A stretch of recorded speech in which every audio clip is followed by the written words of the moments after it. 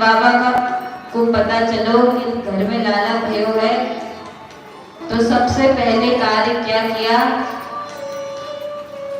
विप्र ब्राह्मणों को बुलवाया, जात कर्म आदि संस्कार करवाए। 9 लाख गैया है नंद बाबा के घर में, सो 2 लाख गैया दान कर दी। ब्रज में मानो साथ साथ श्री लक्ष्मी जी वैकुंठ धाम छोड़कर ब्रज में आ गई हो और मानो गोकुल में ही अब निवास कर रही हो, क्योंकि इस प्रकार नंद बाबा दान कर रहे हैं कि जो भी बधाई देने आता सोई माला माल है जातो।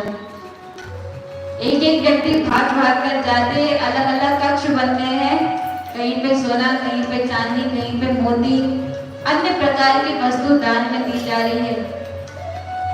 एक व्यक्ति जाता और बर्तन उठाकर ले आता चांदी का, जब घर पहुंचने वाला होता दूसरा मिल जाता, भाई तुझे क्या मिलो? तो वो कहता मैं तो एक चांदी का बर्तन लाया हूँ। वो कहता तो चांदी का ही बर्तन लाया है, देख मैं तो हीरे वाली मोतियां लाया हूँ। अच्छा कहाँ मिल रही थी? बोला उसी के बगल वाले कक्ष में मिल रही थी। तो जो हाथ में चांदी का बर्तन है सो वहीं पटक दिया और बाकी धन लेने के लिए पहुंच गए। बिल्कुल खूब खुले मन से नंद बाबा दान दे रहे हैं। बोलो भक्तवत्सल भगवान की जय। सुखदेव जी ने कहा परीक्षित, नंद बाबा के घर में पुत्र का जन्म नहीं हुआ तो किसका जन्म हुआ? तो बोले मानव साक्षात आनंद की मूर्ति प्रकट हुई है एक लाला के रूप में। और शब्दों का प्रयोग देखिए, जाता लादो अलाधो, ये शब्द प्रयोग किया जाता है जो अपना पुत्र हो।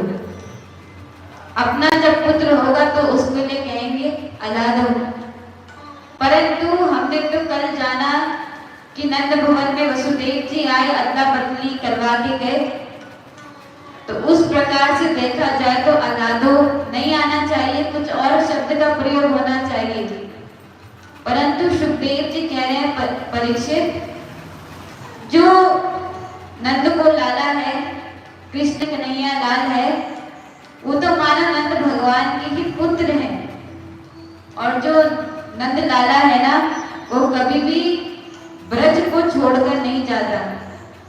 जो ब्रज से आया और जो ब्रज के बाहर गया, वो नंद को लाला कृष्ण कन्हैया नहीं थे, वो तो वसुदेव जी के लाला थे।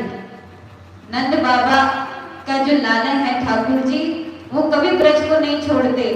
तो जब अक्रूर ठाकुर जी को लेने आते हैं तो मानो तब नंद बाबा के लाला नहीं गए, वसुदेव के लाला गए।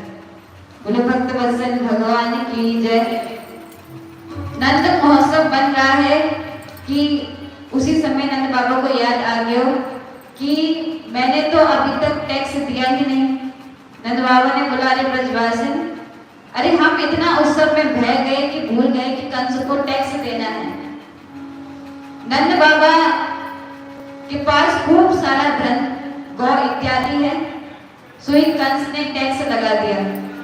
तो हर वर्ष नंद बाबा टैक्स देने जाते हैं कंस को।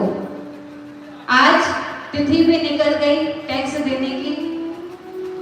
नंद बाबा सोच रहे हैं, अरे वो कंस बड़ा धूर्त है, कपटी है, न जाने कौन सा आ गई हृदय ब्रजवासी, अरे तुम्ही को लाला है तो तुम्हें खूब से बधाई बांटो, मैं कंस को वार्षिक टैक्स देकर आता हूँ। ब्रजवासियों ने भी बोला, नंद बाबा आप काऊ बात की चिंता ना करिए, हमारे लाला है, हम सब संभाल लेंगे। नंद बाबा चले गए मथुरा और इतने में ही भगवान की मौसी जी आ गई।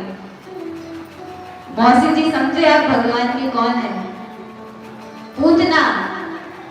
नंद बाबा मथुरा पहुंच रहे हैं, सोई पूतना खड़ी हो गई, अरे भैया आप काऊ बात की चिंता ना करो, मैं जानती हूँ कि आपका लाला जो है, जो 8वें लाल देवकी की जन्म ले चुकी है, वह आपका काल बनेगी। आप किसी बात की टेंशन मत रखो। मैं जाऊंगी और आसपास में जितने भी बालक हैं, जो अभी अभी नए नए बालक हो रहे हैं, मेरा नाम है पूतना, तो किसी का भी पूत नहीं छोड़ूंगी, सबको मार दूंगी। ऐसे में आपका काल भी मर जाएगा। कंस ने बोला, बहन तूने बात तो बहुत अच्छी करी, जा सुबह से शीघ्र जल्दी ये कार्य निपटा। पूतना गई, कहां से शुभारंभ करूं। सोई नंद भवन में बहुत जोरों से बधाई बांटी जा रही है। नंद घर आनंद भयो जय कन्हैया लाल की, नंद घर आनंद भयो जय कन्हैया लाल की। पूतना समझ गई गांव के घर में पूत भयो है और मेरा नाम है पूतना, कोई पूतना बचना चाहिए, तो चलो शुभारंभ इसी पूत से करेंगे। देखा गोपियों का झुंड जा रहा है, सब नृत्य गाते बजाते हुए जा रही है। सोई पूतना ने एकांत में अपने भयानक राक्षसी शरीर को एक सुंदर स्त्री के रूप में परिवर्तित कर दिया। सुखदेव जी कह रहे हैं, परीक्षित लग तो ऐसी रही थी कि मानो श्री देवी आई हो। श्री देवी आप समझे, मानो साक्षात लक्ष्मी जी स्त्री का रूप में आई हो। इतना सुंदर मनोहर रूप बनाया कि पुरुष को तो छोड़ो, स्त्री भी मुक्त हो जाए कि बारे क्या बनती निकल रही है। पूतना आई, उन स्त्रियों के झुंड में घुस गई और नंद भवन पहुंची। बोले भक्त वत्सल भगवान की जय। जैसे ही नंद भवन में पहुंची, पूतना ने हाथ जोड़ा और यशोदा मैया को बोला, अरे बहना बधाई हो, बधाई हो। अरे इतने बुढ़ापे में तुझे छोरा है गयो, अरे मुँह को जब पता चला तो मुझसे ना रह गयो, मैं तो एकदम से तुझे बधाई देने के वास्ते इतने दूर से आई हूँ।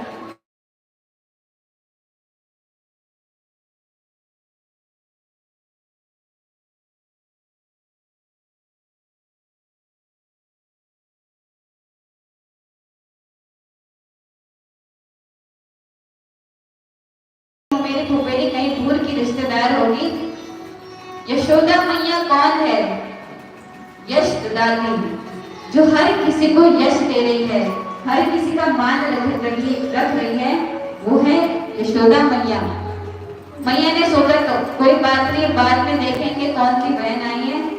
मैया बोल पड़ी, बहन तुम सबन के आशीर्वाद से ये छोरा है गयो, अब तुम जाओ और मेरे लाला को एक बढ़िया सा आशीर्वाद दो, तब हम खूब प्रेम से बात करेंगे। पूतना ने बोला, कहाँ है तेरा लाला? मैया ने बोला, यही पालन में सुलाया है, तो जाते मिल ले। अब पूतना को एक मौका मिल गया। भगवान ने तिरछी नजर से देखा। बाल कृष्ण भगवान की जय। भगवान तिरछी नजर से देख रहे हैं, अरे मौसी जी आई है। और जैसे ही पूतना को पास आते हुए देखा तो नेत्र बंद कर दिए। क्यों करे नेत्र बंद? अब ठाकुर जी की लीला तो ठाकुर जी की जाने, पर संतों ने कई भाव प्रकट करे हैं। एक संत ने बोला, भगवान ने नेत्र इसलिए बंद करे क्योंकि भगवान का जन्म हुआ है दुष्टों का नाश करने के लिए। तो भगवान सोच रहे हैं पूतना से ही उद्घाटन करना है, शुरुआत करनी है, सो नेत्र बंद करके मंगलाचरण कर रहे हैं। एक संत ने बोला, ये कारण नहीं है। तो क्या कारण है? बोले, भगवान सोच रहे हैं कि मेरा जन्म तो हुआ है माखन मिश्री खाने के लिए, माखन मिश्री अभी तक मुख में चाखी नहीं, सोई पूतना आ गई जहर पिलाने। और ये जहर का अभ्यास मुझे ना है, मुझे तो माखन मिश्री पसंद है। ये जहर का अभ्यास है भोले बाबा को। तो नेत्र बंद करके भोले बाबा का स्मरण कर रहे हैं, प्रभु आप भी इससे निपटो। एक संत ने बोला, ये भी कारण नहीं है। तो क्या कारण है बाबा? तो कहा, भगवान जब पहले वाले जन्म में आए थे तभी भी एक श्री देवी के रूप में बड़ा सुंदर मनोहर रूप बनाकर एक स्त्री आई थी। राम जन्म में कौन आई थी? सूर्पनखा। सूर्पनखा माने सूप जैसे नाखून हो, सूप पीने वाला भी होता है, वो वाला सूप नहीं, जो सूप होते हैं ना जिसका प्रयोग किया जाता है कुछ कार्य के लिए। तो वैसे ही इतने खतरनाक नाखून सूप नखा के थे। बड़ा सुंदर मनोहर रूप बनाकर आई, राम जी के पास गई और बोला कि मेरा अभी तक विवाह नहीं हुआ है, विवाह तो हो चुका है। सूप नखा के भाई कंस ने ही सूप नखा के पति को मारा। तो सूप नखा ने मन में सोच लिया, भाई जी तुमने मुझे विधवा करा, अब समय आने पर तेरे ही राज्य में हर किसी को विधवा बना दूंगी। कार्य में सफल भी हुई। तो सुंदर मनोहर रूप बनाकर राम जी के पास आकर बोलती है कि अभी तक मेरा विवाह नहीं हुआ और मुझे कोई पसंद भी नहीं आया, तुम भी कुछ खास नहीं हो, पर कुछ तुम ठीक लगे तो हमारी जोड़ियां बड़ी बढ़िया जमेगी महाराज, हम विवाह कर लेते हैं। अब भगवान सूप नखा को उत्तर तो दे रहे हैं, पर देख किशोरी जी के तरफ रहे, सीता मैया के तरफ रहे। आप बताइए, हम आपसे बात कर रहे हो और देख कहीं और रहे तो कितना अजीब लगेगा। भगवान ने एक भी क्षण के लिए सूप नखा पर दृष्टि नहीं डाली। मर्यादा पुरुषोत्तम है, तो क्या कभी किसी को देखते नहीं? बिल्कुल देखते हैं। आगे जब सबरी मैया से मिलने गए थे तो क्या मीठी मीठी बातें करी, नवदा भक्ति का उपदेश किया, परंतु भगवान की दृष्टि होती है मन में, मनुष्यों की दृष्टि होती है तन में, लेकिन भगवान जो है ना उनकी दृष्टि तन में नहीं होती, मन में होती है। सूप नखा सुंदर है पर मन मलिन है, तो माधव में नेत्र नहीं मिला है। और सबरी मैया का शरीर जो है वो जर्जरित हो गया है, वृद्ध अवस्था में आ गई है, पर मन साफ है तो भगवान मीठी मीठी बातें कर रहे हैं, खूब प्रेम से आदर सत्कार कर रहे हैं। तो जब सूप नखा आई थी तो किशोरी जी बगल में थी, तो भगवान ने केवल किशोरी जी को देखा, सूप नखा से नेत्र नहीं मिला है। अब भगवान सोच रहे हैं कि मौसी जी तो आ गई, परंतु किशोरी जी मेरे आसपास नहीं है, तो नेत्र बंद करके श्री किशोरी जी का स्मरण कर रहे हैं। अथवा बोले भक्तवत्सल भगवान की जय। नेत्र बंद क्यों करे? माना भगवान कहना चाह रहे हैं कि कुपात्र पे कभी दृष्टि नहीं डालनी चाहिए, जो देखने योग्य नहीं है उसकी तरफ मत देखो। अथवा संतों ने कई अर्थ करे। एक संत ने बोला, भगवान ने ये सोचा कि पूतना को मारकर मैं कौन से लोक में भेजूं। अब भगवान के द्वारा मरेगी तो कोई अधोगति तो नहीं होगी, अच्छे लोक में जाएगी। तो भगवान के जो नेत्र है वो सूर्य लोक और चंद्र लोक है। तो माना दोनों ने अपने दरवाजे बंद कर दे, प्रभु इस बकी को हमारे घर में मत भेजना। बकी यानी बकासुर की बहन, इसको हमारे लोक में मत भेजना। तो इस प्रकार से संतों ने कई अर्थ किए हैं। एक और अर्थ ऐसा बताया कि भगवान ने नेत्र बंद क्यों करे, क्योंकि भगवान है मायापति और सामने खड़ी है मायावती, माया का रूप धर के आई है। मायापति के सामने किसी की माया नहीं चलती, तो नेत्र अगर सूप नखा पर डाल दूंगा तो उसका भयानक राक्षसी वाला रूप आ जाएगा, मैया सब डर जाएंगी, वो हड़बड़ी मच जाएगी, इसलिए फिर नेत्र बंद कर लिए। अथवा जब कोई कड़वी दवाई होती है ना तो मैया कहती है बेटा आंखें मूंझ कर पी जा। तो भगवान सोच रहे हैं अरे मैंने मैया का, देवकी मैया का दूध पान करना है, पर ये जो बकी है ये तो स्तनों में कालकूट विष लगाकर आई है। तो भगवान ने आगे मूंझ कर सोचा कि पीना तो पड़ेगा ही, क्योंकि पिलाए बिना नहीं मानेगी। तो मानो कड़वा घूट पीने वाले है, इसलिए आंख मूंझ ली।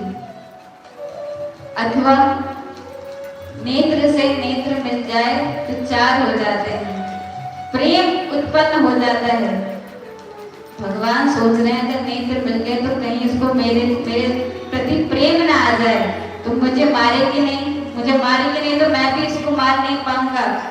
तो दुष्टों को के विनाश के लिए जो मैंने जन्म लिया है वो कैसे संपूर्ण होगा, इसलिए इसलिए भगवान ने नेत्र बंद कर दिए। अब गोविंद ने जो लीला करी वो क्यों करी वो भगवान ही जाने, पर संतों ने कई अर्थ भगवान के नेत्र बंद करने के लिए किए हैं। ठाकुर जी ने नेत्र बंद करे, पूतना को समय मिला सोई ठाकुर जी को उठाया और भागने लगी घर से। नंद भवन से भागते हुए जा ही रही थी, अपना दूध भगवान को पिला रही थी। भगवान ने पहले विष पिया, फिर दूध पिया और अब तो प्राण पीने लगे। पूतना चिल्लाने लगी, अरे दुष्ट मत मत, छोड़ दे छोड़ दे। भगवान ने बोला, मौसी जी यही तो मुझे नहीं आता, मैं जल्दी से किसी को पकड़ता नहीं हूँ और एक बार पकड़ लूँ ना तो फिर छोड़ता भी नहीं हूँ। अब तो भगवान ने दूध के साथ साथ पूतना के पूरे प्राण खींच लिए। सोई पूतना का गोविंदाय नमः नमः हो गया। बड़ी भयानक आवाज हुई, पूतना का जो असली स्वरूप था वो प्रकट हो गया। आठ कोस के वृक्षों को तोड़ते हुए सो मर गई धम से। सभी ब्रजवासी डर गए, भाई ये आवाज कहां से हुई। तो भागते भागते आए, मैया ने अपना पन्ना देखा तो पन्ना में कन्हैया ही ना बैठे। घबरा गई, अरे मेरे लाला कहाँ गए हो। सोई जब बाहर निकली तो देखा इतना बड़ा विशाल शरीर पूतना का और ठाकुर जी उसमें मंद मंद मुस्कुरा रहे हैं। ब्रजवासी ने सीढ़ियां लगाई, पूतना के पेट में चढ़कर ठाकुर जी को उठाया, मैया को पकड़ाया। जब मैया ने दूध पान करवाया तब जाके मैया को थोड़ी शांति मिली, मेरे लाला तो ठीक है। पर ये बड़ी असुरनी कहाँ से आई और मेरे लाला को लेकर गई तो कैसे मरी।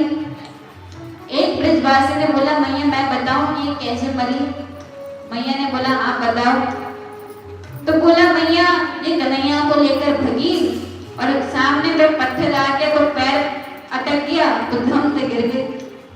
दूसरा बोला, क्यों रे, अगर टकरा कर गिरती तो मुंह के पर गिरती, पर ये तो सीधी पड़ी है। और ऐसे में ही भैंस छिड़ गई कि कैसे मरी। मैया ने बोला, अब जिसको जैसे मरना था सो मर गया, पर मेरे लाला ने तो मुर्दा छोड़ियो भाई। मैं तो अपने लाला को पहले शुद्ध करवाऊंगी। तो मैया गौशाला में गई, लाला का स्नान किया पंचगव्य आदि से, बार बार गोबर से स्नान करवा रही है, गौमूत्र से स्नान करवा रही है और फिर गाय की जो पूंछ होती है ना, ठाकुर जी को उससे झाड़ रही है।